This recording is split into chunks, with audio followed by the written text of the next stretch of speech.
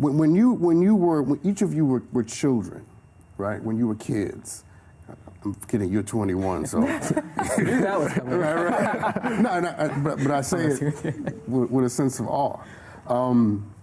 What did money represent for each of you when you were kids? Getting out of my situation. You know, I think even growing up, so I lived in St. Louis, Missouri. So there was at a realization recently after Ferguson and everything happened with Michael Brown and, you know, being on the front out there and marching with my community. I guess I was 19 years old and I had a moment. I looked at what I had and what I did. I was like, well, Mom, I got my car so that way the cops can't think I'm from this part of the town. Mom, I got my address, so my zip code, when they scan my plates, they don't think I'm from this part of the town. Mom, I made sure I built my story, that way if something were to happen to me, the news can't find that picture to say it was my fault. And so I've built a lot of, for me, it's this idea of freedom, to know that I can control my story. Is that what money represents for you now or then? Then and now. Then and now. What about you? Then it didn't really mean much to me. So I had a very different upbringing. I grew up in a very privileged family. So I never understood what wanting or needing was, at least when it came to a financial perspective. I think in retrospect, I understand now how wealth saved me in a number of different ways from a pretty tumultuous upbringing that I had to deal with as a child. So even though my world was kind of duplicitous in many ways, on the one hand, I grew up in a very abusive household, but on the other hand, went to private school, was on, you know, the travel soccer teams, and always had food on the table, things like that. I didn't really think about it until I got to college. You know, Jalen mentioned some of this earlier. I'm going to ask you the same question. Sure. Abusive how? Physically. Physically abusive? Yes. Your parents? Yes. Okay. To me. Okay. Okay. And the reason I wanted you to pause, because I want the viewer to understand that you can live in Prince George County, right, and have 2 cars in the driveway, Yes. and still have problems. Correct. Yes. That money can't fix. Oh, yeah. Correct. That money. See, I think, Mr. Trill, I think that in the black community, we have a notion that money will just fix anything. Yes. Right. Right. And so we go after money with all our heart, with all our might, with all our soul, only to discover that who you were without money is going to be magnified when you get it. Right.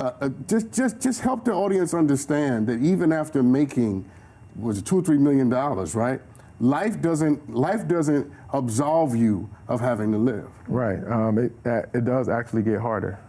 Once you start to accommodate more wealth, you know, IRS starts finding your address, you know what I mean? Starts sending you letters about stuff that you had in college, or, you know, financial problems, maybe loans or debt. They figure out everything. Like, oh, he's making this much now we got to go and hit him up.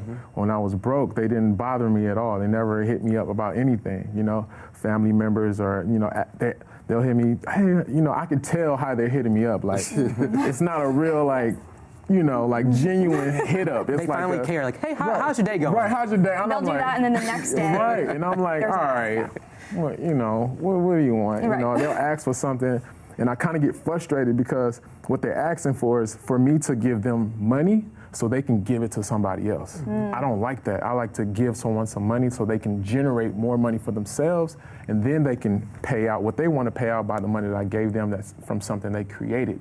And I give them ideas, and they don't want, you know, they don't want to push for it. I'm on the phone with them all day, like giving them advice, and they just don't take it. So nicer than me. Right.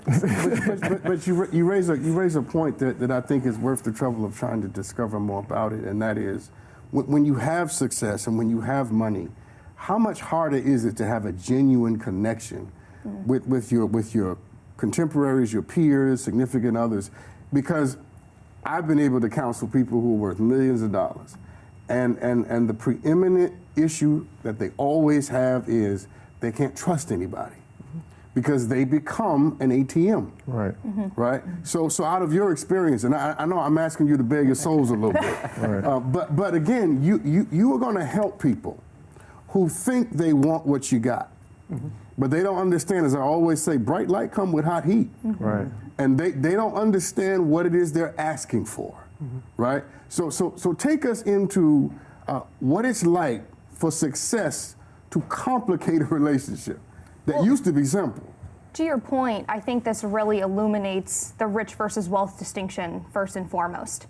That if you think about what pop culture is telling us, it's really a quest for more, right? I need more of this, I need more of that, I need what you have in order to feel something, feel whole.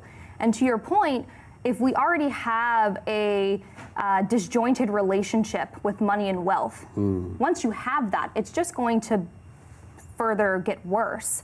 And so what I like to teach people first and foremost is we can't use those two terms interchangeably. That rich is really relative, and so it's an act of comparing myself to you, which ultimately doesn't serve us. It doesn't. Whereas wealth is something that you get to define. Ultimately, it can come down to your net worth, but wealth in and of itself is how you fund your vision for peace. And so you have to understand that it's much more psychological than it is financial. Chloe, you're gonna make me slap you with one of these cards. 'Cause that just got good. That just got good. Say that last part again. I want to make sure the audience got it. That wealth is really about funding your vision for peace. And that it's something that you get to self-define. It no longer becomes about relativity. It no longer becomes about everybody else. It becomes about you. And I have, honestly, I can say this, and I'm a financial advisor, I'm a wealth manager. I really have no desire to be a millionaire. Right? But the point being is, it's because my vision for wealth looks different. It looks like traveling with loved ones. It looks like my wellness with health, exercising. I was a soccer player, and it looks like doing what I love. And that has an associated number with it. And all I have to do to realize that vision is figure out a way to fund that, to put my finances into autopilot to do that. And if I can have that, and it's not $1 million, then awesome. If it is $1 million, that's your definition, and there's no judgment within that. Jalen, that is so good. That's good. That's good. And what I love about that is that it allows every person to have their own standard and criteria for what it means to be wealthy. Because ultimately, rich got us Donald Trump at the end of the day. So you want me to slap you too, huh? That's good. But seriously though, That's good. rich got us Donald Trump. That's right. People didn't vote for him because he's going to change the world. They said, oh, well, he has a lot of great things. He can do the same great things for our country. Now they're also wishing they didn't, but that's what got us Donald. And so I think, to Chloe's point, like for me, wealth it's success. It's being happy. For me, money is not a tool to go buy all the cars or the houses or whatever. I use my money to help people. How can I go? Like, I spent 2 years consulting a church as one of my biggest clients of being in helping them launch more campuses across the country to help impact more lives and save people. So, I think it comes down to what you feel you want, because ultimately, as Marquis said, the more money you get, the more calls you get. Yes. I know one day I had a heart attack when, how LinkedIn tells you who viewed your profile? Somebody from the IRS viewed it. I was like, okay, who is this? I was like, let me add you and check in. More words of Biggie, more money. More problems. More problems. So I'm going to ask each of you a question, and I want you to give me a succinct answer, all right? All right? So I'm going to start with you. 6'5". Let's go. Thinking you're going to dunk on me. Let's go. If you got everything you never had, what would you still want?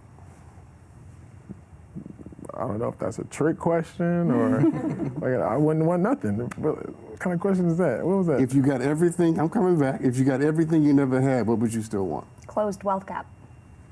If you got everything you never had, what would you still want? If I'm selfish, love. Well, and You're gonna come back this way. The extension to the answer is because when you have when you have what I have, everything isn't authentic, and so you want to search for what's authentic so you can come back home to a house that loves you, versus that wants what you have. I think that's important. I'm 21, but that's kind of that's my goal right now in life is to find the right person to build the right house with, to build the right family with. That's good. So I'm coming back. Yes, Dr. Sean. What do you know now about money that you wish you had known before you encountered it or had it in your life? That true wealth, as I've already defined it, is also about building the right narrative. So I think about in the work that I do around wealth justice, and I've started to realize that there's one existential question for people of color and Black people, and it's, what are the narratives that are available to us that have structured our relationship with money and wealth? And unfortunately, what the narratives that have been available to us have created a toxic relationship, oftentimes.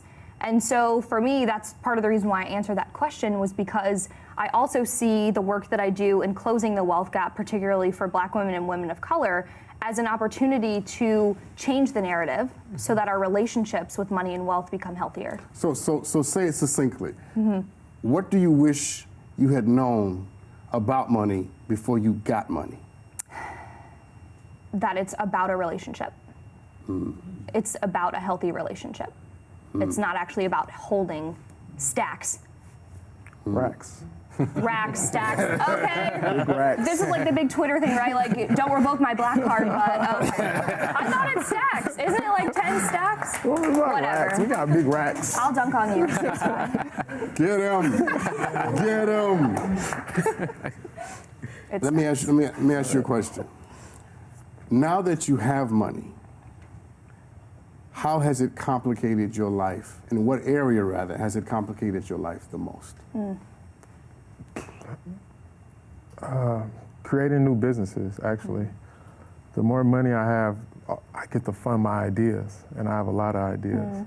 So I'll start one business, I'll launch it, and then I'll go do something else, create another thing, and I'll kind of half, I don't know if I can cuss now, but I kind of half whatever, and then I'll jump into another business, and then I'll look back at the end of the year, like, I have all these, this one's done well, this one's done okay, I need to go back to this one, fix this up. But it's like all my ideas I get to bring to life. And that's complicated for me, because my friends tell me, like, hey, like, you forgot about this company, the agency. They looking at it like, what they could do with it, and they're looking at me like, you should do more with this. And I'm like, nah, I'm over here doing something else right now. So that's real complicated for me. When you start to get wealth, you can do pretty much anything. You kind of leave things behind, creating new ideas and new businesses. Well, that's rich. Jalen, tell me something about you that money can't fix. Money can't fix. I'd say money can't impact. That's my relationship with God. Because ultimately, that's why I get up every day. That's who gets me up every day. That's where I spend most of my time within a day. And so I think money, more or less, can never impact that relationship. Tell me something about you that money can't fix. I mean, let's take it back to your headlines, right? So you can still raise millions of dollars and still not be able to have the same impact on some of the systemic and structural problems that we see. It helps. But tell me something about you. About me that it doesn't. Money can't fix. That it can't fix. It can't fix what happened to me when I grew up. Tell me something about you that money can't fix. Mindset. No matter how much money I had or didn't have, I've always had the same mindset, and that's just to be successful at what I'm doing. That could be at, playing basketball, dunking on you. That could be at, Is there a game after the show? Apparently, where's the closest court at? I need to watch that. Just success. That's just my thing, my drive, and I just try to be successful at everything that I do, and I do things not even for the money. It's deeper than that. It's really in my soul, really, honestly. Sometimes when people make a lot of money or they become successful, sometimes they have survivor's remorse or survivor's guilt, where it's the concept of you have accomplished it, but the people around you have not, right? And sometimes you feel some type of way about the fact that you've been blessed and the people around you have not. Have any of you had to deal with that at all? I deal with it every day. How so? Every day I talk to people close to me, and we're always bouncing ideas off of each other, and they know where I am. They've seen me, before everything, and they've seen me grow. Facebook, Instagram, Twitter, everything, right? They're watching me. I'm right next to them every day, but they don't see what's going on when I'm at my house, or they don't see what's going on when I jump on that plane. They don't get to see it.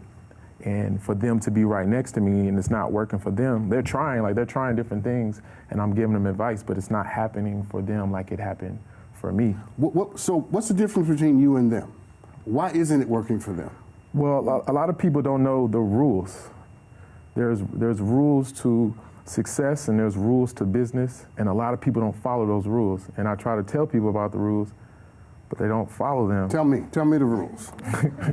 All right. I need to improve my net worth. All right. So there are certain rules about just business and success, and I think it's about having that drive. First, you gotta have that drive. A lot of people want things, they don't have the drive to do things. So it's like wake up early in the morning. That's simple, right? A lot of people don't want to do that because they don't know where they're going to start once they wake up. That's the first thing.